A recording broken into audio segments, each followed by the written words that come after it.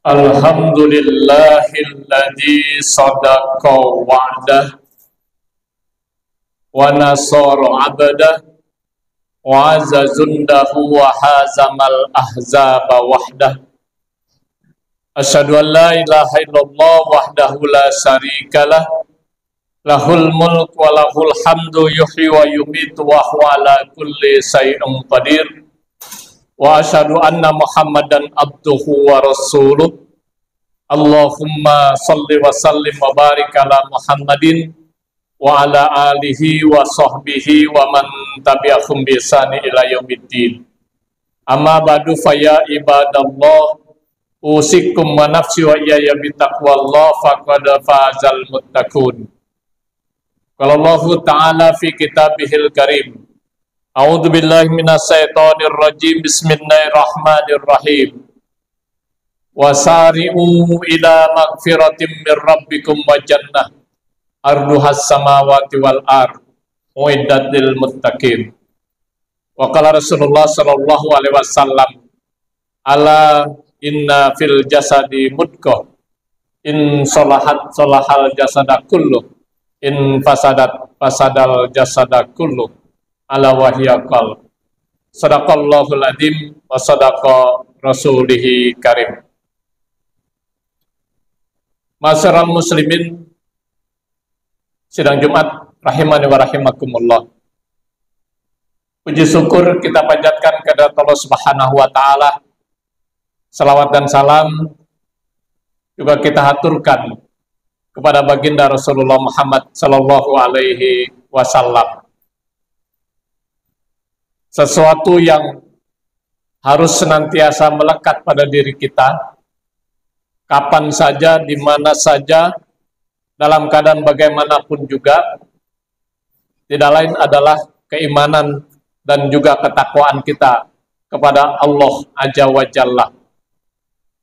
Bahkan kemuliaan seseorang di sisi Allah bukan karena status sosialnya, bukan karena kedudukannya, bukan karena jabatannya, bukan karena jenis kelaminnya, tetapi adalah tergantung ketakwaannya kepada Allah Azza wa Jalla. Inna akramakum indallahi atqakum. Tema khutbah Jumat kita hari ini saya sampaikan tentang 6 perkara perusak hati. Masyarul muslimin sidang Jumat rahimani wa rahimakumullah. Kita pahami bersama bahwa kita manusia adalah makhluk yang istimewa, makhluk yang spesial, yang diberikan berbagai macam potensi oleh Allah Subhanahu wa taala berupa jasad, akal, dan hati. Ketiga potensi yang diberikan Allah ini adalah kita jaga, kita pelihara, kita penuhi kebutuhannya, sehingga betul-betul dapat bermanfaat sebagaimana mestinya, sebagaimana harusnya.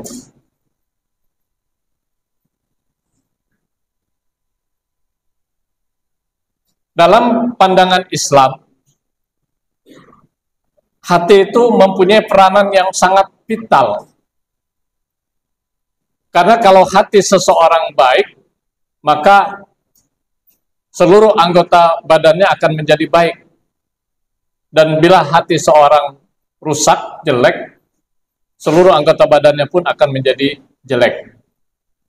Sebagaimana dikemukakan oleh baginda Rasulullah Muhammad sallallahu alaihi wasallam dalam satu hadisnya, ala inna fil jasadi mudghah in salahat salahal jasada kullu in fasadat fasadal jasada kullu ala wahya qalb. Ingat, kata Rasulullah, pada diri manusia ada segumpal daging. Bila daging ini baik, baik pula lah seluruh anggota tubuhnya. Bila jelek, jelek pula anggota tubuhnya. Apa itu ya Rasulullah? Ala wahya qalb. Itu adalah hati. Masyarakat muslimin sidang Jumat rahimani wa rahimakumullah.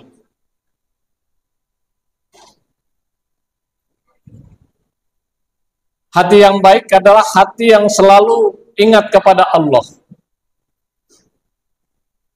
Hati yang senantiasa mengharapkan rahmat dan kasih sayang Allah Subhanahu wa taala. Karenanya salah satu doa yang dianjurkan oleh Allah untuk senantiasa kita panjatkan adalah berkaitan dengan hati kita. Ya muqallibal qulub, tsabbit qalbi ala dinik. Ya Allah yang senantiasa membolak-balikan hatiku, tunjukkanlah hatiku ke dalam agamamu. Hadirin sidang Jumat rahimani wa rahimakumullah. Sekuat apapun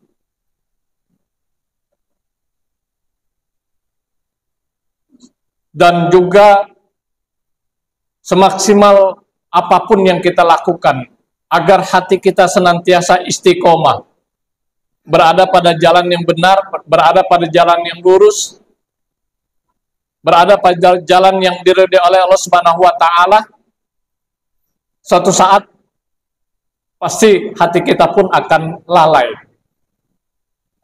Karena kita menghadapi berbagai rintangan, tantangan, dan halangan yang akan memalingkan hati kita dari selalu ingat kepada Allah Subhanahu wa taala. Dalam sebuah kitab Nasha'ihul Ibad, karya dari Imam Nawawi, seorang ulama besar, Hasan Basri, mengatakan bahwasanya ada 6 perkara yang dapat merusak hati yang ada pada diri kita. Yang pertama, kata Hasan Basri, adalah yuznibuna biroja'it taubah. Senantiasa sengaja berbuat dosa dengan harapan agar taubatnya nanti diterima. Ini perusak hati yang pertama. Kemudian yang kedua, menurut Hasan Basri, adalah wa yata'allamunal ilma wa la ya'maluna bih. Mempunyai ilmu namun enggan mengajarkannya kepada orang lain. Yang ketiga, wa idza amilu la yukhlisun. Beramal tapi tidak ikhlas. Kemudian yang keempat, wa yakuluna rizqallah wa la yaskurun. Memakan rezeki Allah Subhanahu wa taala tapi tidak mau bersyukur. Tidak mau mensyukurinya. Kemudian yang kelima, wala yardauna bikismatillah. Tidak ridho dengan pemberian Allah Subhanahu wa taala kepada dirinya. Dan yang keenam, wa yusbituna mautahum wala yaktarisun. Menguburkan jenazah namun enggan mengambil pelajaran dari peristiwa tersebut. Hadirin sidang Jumat rahimani wa rahimakumullah. Hasan Basri dalam kesempatan ini mengatakan ada 6 hal yang dapat melalaikan hati kita, yang dapat merusak hati kita. Yang pertama adalah sengaja berbuat dosa dengan harapan taubatnya akan diterima oleh Allah Subhanahu wa taala di masa yang akan datang. Ungkapan seperti ini merupakan ungkapan orang yang meremehkan perbuatan dosa. Ungkapan seperti ini merupakan ungkapan orang yang mengabaikan perintah untuk kita segera bertaubat kepada Allah Subhanahu wa taala. Ungkapan seperti ini juga merupakan ungkapan orang yang lalai akan batas waktu atau ajal hidup kita di alam dunia ini. Padahal Allah Subhanahu wa taala mengingatkan dalam satu ayatnya, Bismillahirrahmanirrahim, walikulli ummatin ajal. Setiap umat, setiap orang itu ada batas waktunya. Ada ajalnya.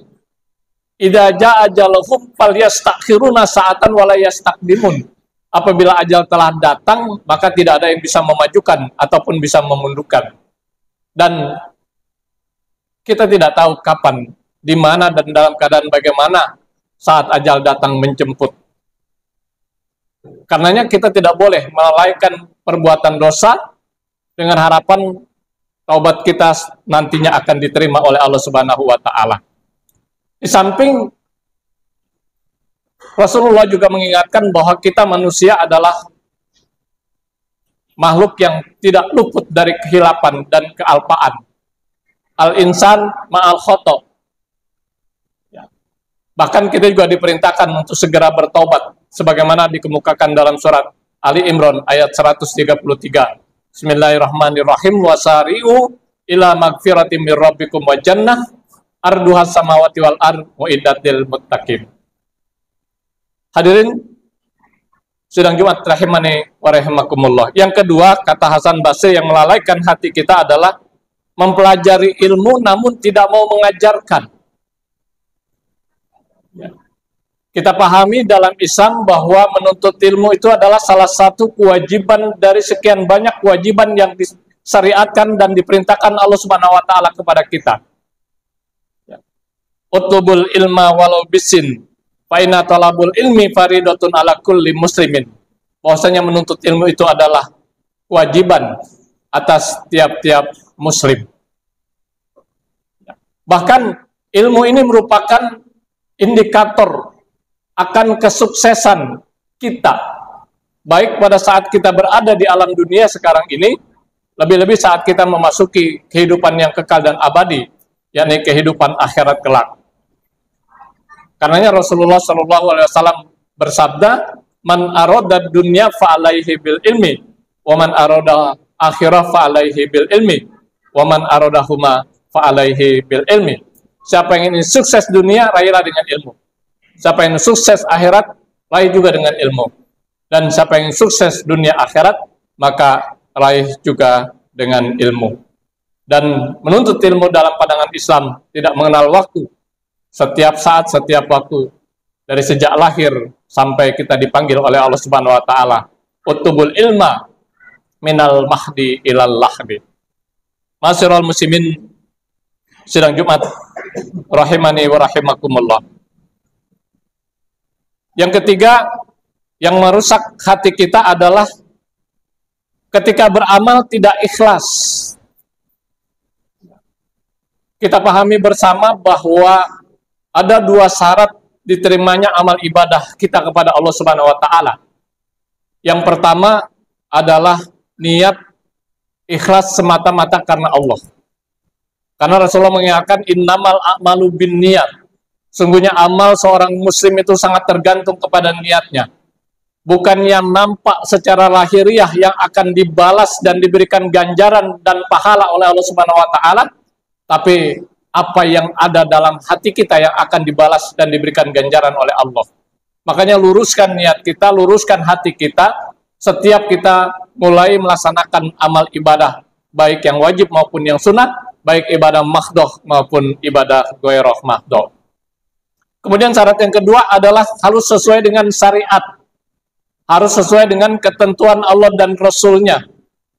Kalau tidak sesuai dengan syariat, kalau tidak sesuai dengan ketentuan Allah, sudah dipastikan bahwa ibadah atau amal ibadah kita akan ditolak dan tidak diterima, apalagi mendapat ganjaran di sisi Allah Subhanahu wa taala. Karenanya hal yang ketiga yang dapat merusak hati kita adalah beramal tapi tidak dengan ikhlas.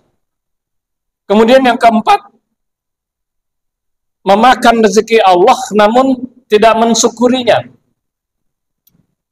Karunia, anugerah yang Allah Subhanahu wa taala berikan kepada dirinya dinikmati, dirasakan, namun tidak disyukuri. Kalau kita bicara tentang karunia, nikmat, anugerah yang Allah Subhanahu wa taala berikan kepada kita, Kalau kita ingin hitung tidak akan terhitung, kalau kita ingin jumlah tidak akan terjumlah, kalau kita ingin nilai pun tidak akan ternilai karena saking banyaknya. Wa in ta'uddu nikmatallahi la tusuha, kata Allah. Kalau kamu ingin menghitung-hitung nikmat Allah, kamu nggak akan sanggup saking banyaknya. Dan bagi kita memang tidak perlu menghitung nikmat Allah. Yang perlu adalah mensyukuri nikmat dan karunia yang Allah Subhanahu wa taala berikan kepada kita. Dan kalau itu yang kita lakukan, Allah justru akan menambah nikmat dan karunia yang saat ini sudah diberikan kepada kita. Sebagaimana janjinya, la in syakartum la azidannakum wa la in kafartum inna azabi lasadid. Barang siapa yang bersyukur, aku akan tambahkan. Barang siapa yang kufur tidak mau bersyukur, inna azabi lasadid. Ingat, sisaku sangat pedih. Yang terakhir, yang dapat merusak hati adalah kamu mengantarkan jenazah, menguburkan jenazah, tapi kamu tidak dapat mengambil ibroh, pelajaran dari apa yang kamu lakukan. Rasulullah SAW mengingatkan, waqafa bil maut mau'izah. Jadikanlah kematian itu sebagai pelajaran, sebagai ibroh, sebagai peringatan. Aksiru zikro hazimil lazati, kata Rasulullah dalam hadis yang lain. Perbanyaklah mengingat pemutus kelezatan. Apa yang dimaksud? Tidak lain adalah kematian. Karena itu, hadirin sidang Jumat rahimakumullah, 6 hal ini mudah-mudahan kita jadikan sebagai tuntunan, kita jadikan sebagai pijakan, kita jadikan sebagai sandaran, agar hati kita senantiasa istiqomah, berada pada jalan yang benar, jalan yang lurus, jalan yang diridhoi oleh Allah Subhanahu wa taala. Sehingga pada saat nanti kita menghadap kepada Allah, dipanggil dengan panggilan yang luar biasa. Ya ayyuhalladzina amanu mutmainnah irji'i ila rabbiki radiyatan mardiyah fadkhuli fi ibadi wadkhuli jannati. Barakallahu li wa lakum fil Qur'anil azim wa nafa'ani wa iyyakum bima fihi minal ayati wa dzikril hakim wa taqabbal minni wa minkum tilawatahu innahu huwal ghafurur rahim.